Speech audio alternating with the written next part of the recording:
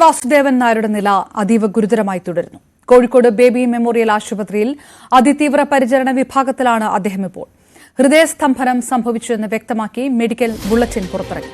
നിരവധി പ്രമുഖരാണ് അദ്ദേഹത്തെ ആശുപത്രിയിലെത്തി സന്ദർശിച്ചത്. ഞാൻ MT ICUവിൽ കയറി കണ്ടു. അദ്ദേഹം ഈ പ്രാണവായുവിൻ്റെ ഒരു മുഖംമൂടി, ഓക്സിജൻ മാസ്ക് എന്ന് പറയും, അത് വെച്ചാൽ കിടക്കുന്നത്. കണ്ണ് അടച്ചാണ് ഞാൻ കണ്ടത്. അപ്പോൾ ഞാൻ നഴ്സിനോട് ചോദിച്ചു, അദ്ദേഹം ഉറങ്ങുകയാണോ? അവർ പറഞ്ഞു ഉറങ്ങല്ല, ക്ഷീണുണ്ട്, വിളിച്ചോളൂ എന്ന്. അങ്ങനെ ഞാൻ വിളിച്ചു മനസ്സിലായില്ലെന്ന് അറിയില്ല. അദ്ദേഹം കണ്ണ് തുറന്നില്ല. പിന്നെ നഴ്സ് വന്ന് വിളിച്ചു, പിന്നെ ആൾ വന്നിട്ടുണ്ടെന്ന്. അപ്പോഴും അദ്ദേഹം കണ്ണ് തുറന്നില്ല. ഞാൻ പിന്നെ ഒരു 4-5 മിനിറ്റ് തൊട്ട് അവിടെ നിന്നിട്ട് പോരുന്നു.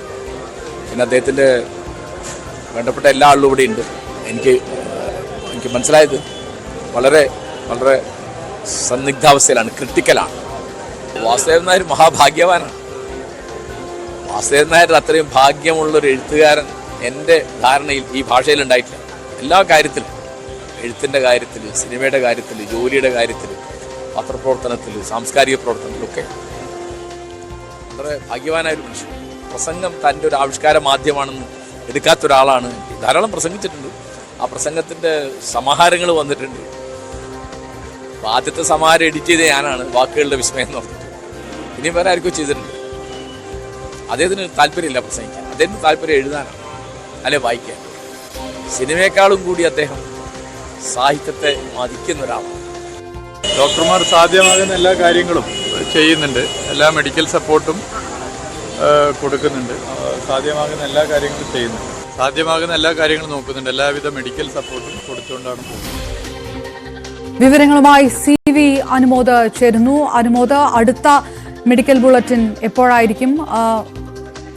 പ്രമുഖരെല്ലാം MTയെ സന്ദർശിക്കാനെത്തുമ്പോൾ ഏത് തരത്തിലുള്ള പ്രതികരണങ്ങളാണ് ഉള്ളത്? എത്രത്തോളം പ്രതീക്ഷ ഉള്ള കാര്യങ്ങളൊക്കെയാണ് ഡോക്ടർമാരുടെ ഭാഗത്ത് നിന്ന് ഉണ്ടാകുന്നത്? വിവരങ്ങൾ എന്താണ്?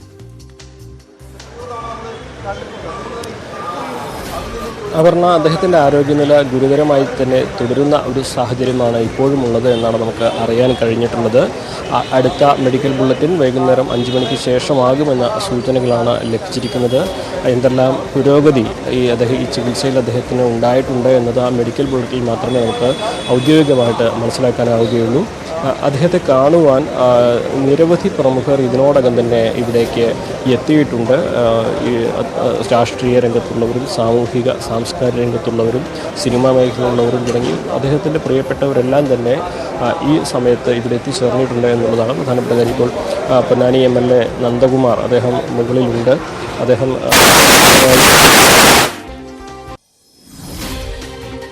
CV അനുമോദ് ബേബി മെമ്മോറിയൽ ആശുപത്രിക്ക് പുറത്തുനിന്ന് MT വാസുദേവൻ നായരുടെ നില അതീവ ഗുരുതരമായിട്ട് തുടരുകയാണെന്നാണ് വിവരം വരുന്നത്. മെഡിക്കൽ ബുള്ളറ്റിൻ പുറത്തിറക്കുകയും ചെയ്തിരിക്കുന്നു ആശുപത്രി. അദ്ദേഹത്തിന് ഹൃദയസ്തംഭനമുണ്ടായി എന്നുള്ള വാർത്തയാണ് ഏറ്റവും പുതുതായിട്ട് പുറത്ത് വരുന്നത്.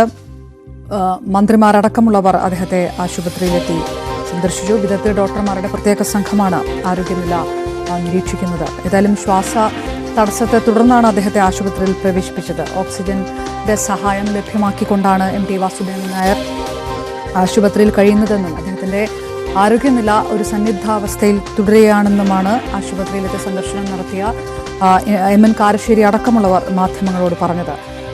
സാധ്യമായിട്ടുള്ള എല്ലാ കാര്യങ്ങളും ഡോക്ടർമാർ ചെയ്യുന്നുണ്ടെന്ന് MTയെ സന്ദർശിച്ച ശേഷം മാധ്യമങ്ങളെ കണ്ട മന്ത്രി PA മുഹമ്മദ് റിയാസും പറഞ്ഞു.